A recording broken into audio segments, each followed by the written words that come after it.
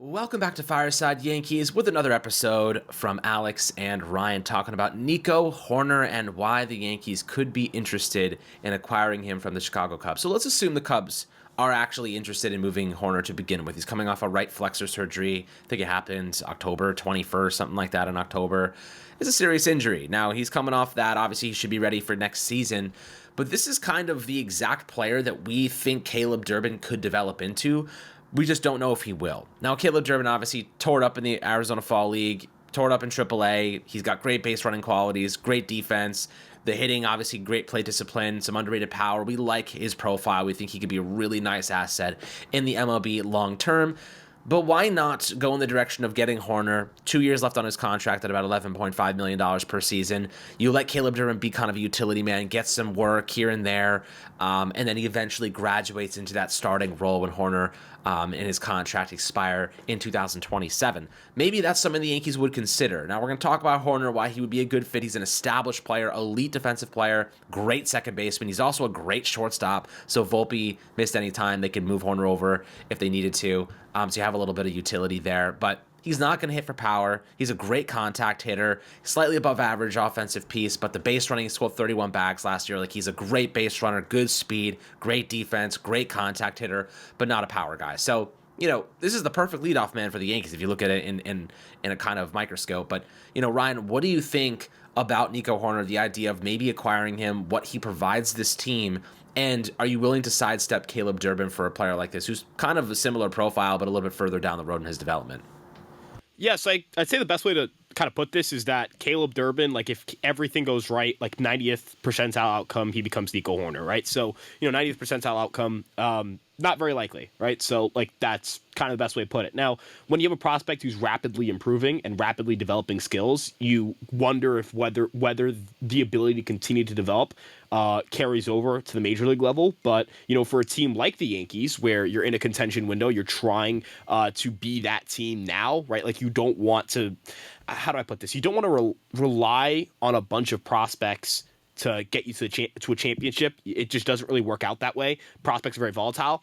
Now, when you can get, that awesome prospect performance, when you can get that, 3-WAR season of Austin Wells, the 150 innings of sub-4 ERA ball you got from Luis Heel, even a 3-WAR season from Anthony Volpe in his second year. Like, those things help you because they're pre-arbitration players. They're cheap. They're giving you tons of production. That kind of production would cost you 10, 15. I mean, look at the pitching market, right?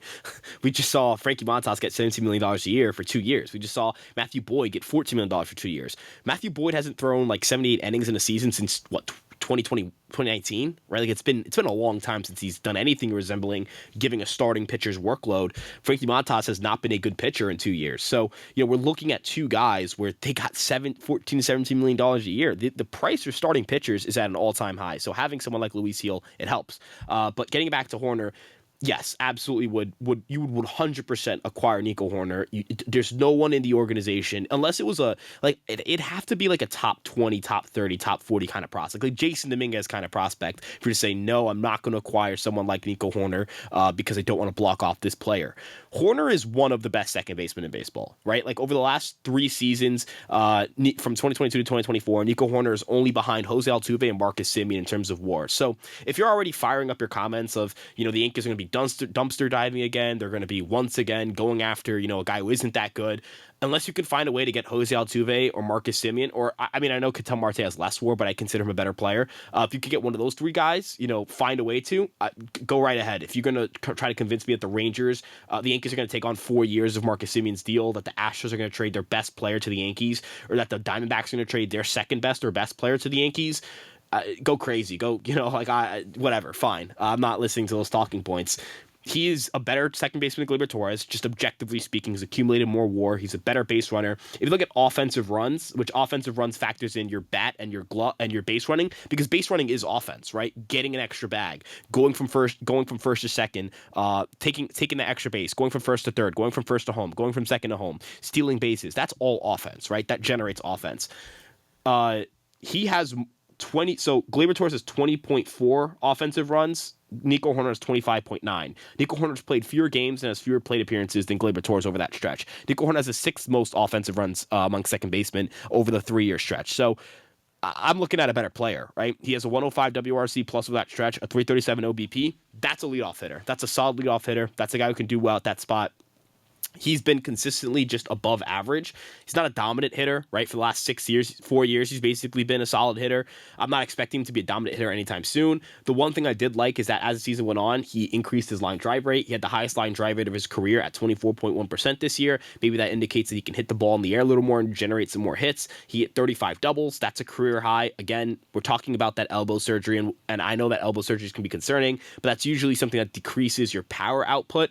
Hoerner doesn't rely on power output, so I'm not really concerned there. And of course, talk about 31 steals last year. He had 43 the year prior. This is one of the premier base runners in the sport. This is one of the best base runners in baseball. This is one of the best second basemen in baseball. The Yankees have to pay a premium to get him, but I would love Nico Hoerner. I mean, he's been the sixth best race runner according to BSR since 2022. You add that with Jazz, you add that with Volpe, you add that with Dominguez. Alex, this team would steal more bases with those four alone than they have over the last decade, right? And that's huge. That's huge. That's massive. And of course, he's one of the best defenders in the sport at the position. He's sure-handed. And you want to talk about the Yankees' problem with fundamentals, was defense. I fundamentally disagree, but you want to fix your fundies, you want to make your defense better, why not have Volpe, Hoerner, and Jazz, three guys who had great out above average and fielding run value scores, some of the best defensive players at those positions, real freak athletes, the kind of guys who can swipe a lot of bases, play gold glove defense, and make sure that your pitchers are not giving up runs. Yeah, I mean, think about how many times we've seen errors from that defense come back to bite us, whether it was Stroman pitching or anybody else. Obviously Stroman was more of like an offensive producing, and also Stroman just kind of sucked, so different kind of example there. But I agree with you. If you pair Volpe, Jazz, and Nico Hoerner together, you're stealing, 40, 70, 89, almost 100 bags, maybe more than that in a full season. If they played a full season, probably well over 100 bags together. That's the kind of numbers that change the course of a game. Those are the type of numbers that change the course of a postseason game. And that's not to mention the turnover of Jason Dominguez for Alex Verdugo. Jason Dominguez is a hell of a lot better of a base runner than Alex Verdugo. So you're now one of the best base running. You go from one of the worst base running teams in the game to one of the best. And I think that just Caleb Durbin provides that as well. Similar base running to Nico Hoerner. So if they do go with the prospect there, they still get that same value. But as you said, Nico Hoerner, better offensive in terms of like the full sample size. The one thing that I think that Nico Hoerner is not great at, and at least this past season, he was bad when it came to hitting with runners in scoring position, which is why I like him in the leadoff spot, so they can minimize how many opportunities he's getting with runners already on base. But leading off, I think he was hitting 267. He was a good leadoff man. Gets on base, makes contact. He can punch the ball into the outfield. The thing about Nico Hoerner is he's going to hit a lot of singles. He pulls the ball to left field a lot. A couple doubles. But you really just want him getting on base for Juan Soto. And I think that when you look at how James Rousing got the best out of Gleyber Torres, got the most out of him, I think that there's maybe untapped potential when it comes to Nico Hoerner, getting the ball into the outfield, punching it in there, and obviously putting themselves in a position where they can capitalize on Soto. If, of course, we're assuming that Soto signs back with the team. We don't know yet. All the updates are basically like, yeah, this much, that much. We don't know. Nobody knows anything. So I do think that at the moment, if you're the Yankees, you wait to see if Soto comes back, and then you obviously determine your plan forward with that in mind. But Ryan, what are you willing to give up for Nico Hoerner to begin with? Because, given the fact that you're getting similar defense, maybe I wouldn't say similar defense with Caleb Durbin, but let's say you're getting above average defense with Caleb Durbin, but Hoerner's like one of the best in the sport. You're getting similar base running, let's say similar contact qualities. Again, Durbin not established in MLB whatsoever. We're assuming that he would provide just good contact because that's been his game forever.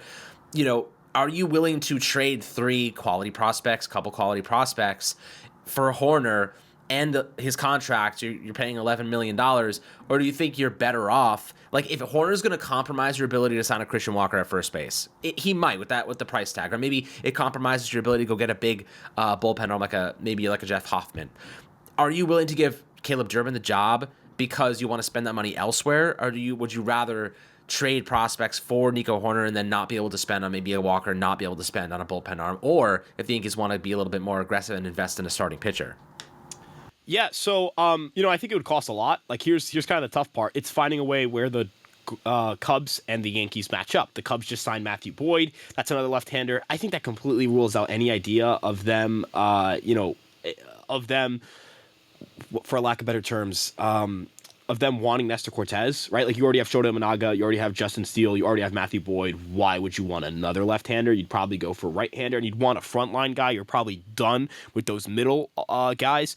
The next thing I'd like to add in terms of like prospect fit, Spencer Jones, I don't think he's going to entice them, right? Like why would they want Spencer Jones? They're trying to trade Cody Bellinger. They have Pete Crow Armstrong in center field. They have Seiya Suzuki. They have Ian Happ. Suzuki and Happ make guaranteed money. Those guys are post-arbitration guys. Are on multi-year deals. Then the final thing I'd like to add is they have Kevin Alcantara, who's a former Yankee prospect who's an outfielder as well, and he's a pretty interesting prospect. So, I think that it's really interesting to kind of sit here and look at what the Cubs are going to be asking for. Do they want pitching prospects? If they want pitching prospects, Chase Hampton, perhaps he's enticing. Will Warren could be enticing. Brock Selvage could be enticing. He's kind of got a fastball profile that is very similar to what they like, which is those cut ride fastballs. Same with Cam Schlittler. Cam Schlittler was excellent in high A and double A for the Yankees. He's someone who I think is going to have a lot of buzz around him. Tristan Vierling is someone who I think could entice the Cubs as well, although his results weren't great, but I think it's more so the pitch shapes. It would be really interesting to see how these two teams would match up. Maybe the Yankees do offload a reliever. Maybe it's someone like a Jake Cousins or an Ian Hamilton in addition to a prospect to try and entice the Cubs. And then, as you mentioned, the Yankees go out and sign a reliever and kind of make things up there. It'd be interesting. I don't think these two teams fit. I don't think these two teams match up particularly well, but I think they match up well enough for the Yankees to make a deal. If you asked me who I think would land Nico Hoerner, I think it just makes sense for the Cubs to keep him because I think they're better off with him than without him, but they do have some prospects and, they do seem a little more financially, I don't know if I want to call it financially responsible or just financially cheap. Like they just seem cheaper than they have been in recent years, which is really weird. This team's got a ton of prospects. It should be in a contention window. It's a little bit weird, especially after you just spent all that money on a new manager. Hoerner's someone who is going to cost a lot. Like you're going to have to give up good players, good prospects. Like this isn't like a trade Clayton Beeter and get Nico Hoerner situation. He's got 2 years of control, $11 million. That's pretty cheap for a player who's as good as he is. That's going to contribute to his value. Obviously, the elbow surgery is a concern, but I've heard that teams aren't really worried about that. He's played 151 and 150 games in back-to-back years, played 135 the year prior. He's been relatively healthy for 3 years. He's contributed a ton of value. And again, like if we're talking about a guy who's like got averaging 4 WAR a year, like 4 WAR seasons a year. That's huge, right? Let's talk about a guy who's averaging 4 WAR years, a guy who can play shortstop. There's a team who's going to want a shortstop who's going to look at Nico Hoerner, right? Like if you're the Atlanta Braves, you want a shortstop. Nico Hoerner's right there. If you were in the market for someone like a Ha-Seong Kim or Willie Adames and you can't land them, Nico Hoerner, right? Like he's actually very similar to Ha-Seong Kim in many respects too. He can play third base. He's obviously a great defensive second baseman. There are a lot of ways to deploy Nico Hoerner, so there are a lot of teams who I think are going to show some form of interest. And if other teams just have what the Cubs are looking for, we won't be able to get him. So I expect his market to be robust. I expect teams to be interested. I don't think the Yankees are just going to be like the only team in on him and then they kind of work out a deal. It's going to cost a lot to get him. It will. It will cost a lot. So my final guess, Chase Hampton and Clayton Beeter, right? Like prospect and then a guy who can help their bullpen immediately and kind of fits what they like in relievers and someone who I think is actually pretty good. Like I think Beeter will be a good reliever in his major league career. The Yankees would have to they just drafted a bunch of pitchers, so maybe they replenish internally or they kind of sign some more flyer pitchers to fill out the back end of their bullpen. Yeah, it's going to be interesting to see how the Yankees go about solving second base. Obviously, they have a bunch of needs. It starts with Soto's situation. They're saying, John Morosi's saying, within the next 10 days, we will have an answer. This week, they're expected to ramp up bids and stuff like that, so we'll probably have plenty of news to share with you guys as it drops. As always, got you guys covered here on Fireside Yankees. Let us know your thoughts down below on Nico Hoerner, if you think he'd be a good target, or you'd rather just go with a prospect like Caleb Durbin and keep the money reallocated elsewhere. I can understand both paths. I think I'm Team Caleb for now because I think we could use that money a little bit more efficiently. And maybe go get a Walker. If you paired Caleb Durbin with Walker, you're still getting the great base running, still getting good defense and a lot of good upside offensively, and then you're getting a legitimate star defensive player in Christian Walker plus his offensive contributions as well. So I think that's where I would lean personally. But if we end up with Nico Hoerner, I wouldn't be upset. I wouldn't be mad. Depends on the haul that we give up in exchange for him. But maybe we could do a little bit better and maybe trying to acquire a bullpen piece with those pieces instead.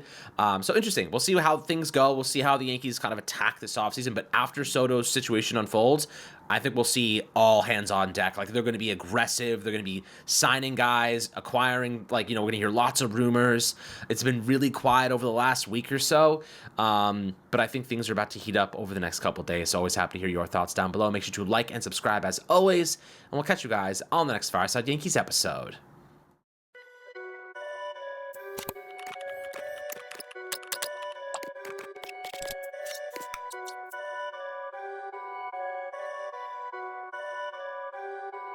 Perfect.